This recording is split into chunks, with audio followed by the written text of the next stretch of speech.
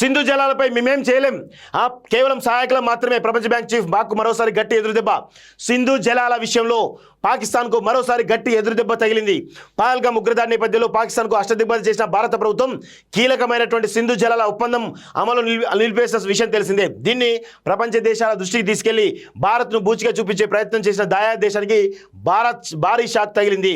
ముఖ్యంగా సింధు జలాల విషయంలో ఇరు దేశాలకు మధ్యవర్తిగా ఉన్నటువంటి ప్రపంచ బ్యాంక్ ఈ విషయంలో జోక్యం చేసుకునేది లేదని తెగేసి చెప్పింది. శుక్రవారం ప్రపంచ బ్యాంక్ అధ్యక్షుడు అజయ్ బంగా స్పందిస్తూ సింధు జలాల ఒప్పందంపై తామేమీ చేయలేమని తేల్చిపారు. తాము కేవలం సహాయకులుగా మాత్రమే ఉంటామన్నారు. ఈ విషయంలో తాము ఎలాంటి పాత్రను పోషించలేమని స్పష్టం చేశారు.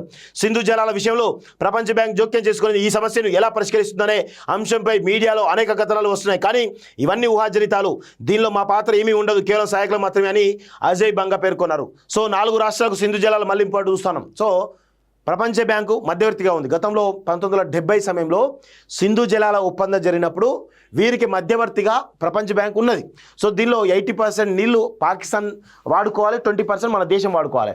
సో ఆ విధంగా రెండు దేశాల మధ్య ఒప్పందం జరిగింది. దానికి ప్రపంచ బ్యాంకు మధ్యవర్తిగా ఉండే. సో ఇప్పుడు పాకిస్తాన్ ప్రపంచం ముందు మన భారత్ను బూచిగా చూపించే ప్రయత్నం చేసినప్పుడు ప్రపంచ బ్యాంక్ కూడా చాలా స్పష్టంగా చెప్పింది, మేము కేవలం సహాయకులు మాత్రమే, కానీ ఆ ఒప్పందం మీ 2 దేశాల మధ్య చేసుకోవాలని చెప్పేసి చాలా స్పష్టంగా చెప్పడం కూడా జరిగింది. సో ఇప్పుడు సింధు జలాలను కూడా ఎక్కడెక్కడ తరలిస్తూ ఉన్నారు, రాజస్థాన్, హర్యానా, ఢిల్లీ, హిమాచల్ అవసరాలకు వాడుకోవాలని కేంద్రం నిర్ణయం అంటూ చూస్తున్నాం. సో ఆ జలాలను మొత్తాన్ని కూడా తాత్కాలికంగా ఆ 4 రాష్ట్రాలకు డైవర్ట్ చేసి మొత్తానికి పాక్ను ఉక్కిరిబిక్కిరి చేయడానికి చాలా స్పష్టంగా నిర్ణయం తీసుకున్నట్టుగా తెలుస్తోంది. విదేశాల్లో ఉన్నత విద్యను చదువుకోవాలని అనుకుంటున్నారా? అయితే వెంటనే ఫ్లైగ్రాడ్ ఓవర్సీస్ ఎడ్యుకేషన్ కన్సల్టెన్సీని సంప్రదించండి. మీ విదేశీ కలలను సాకారం చేసుకోండి.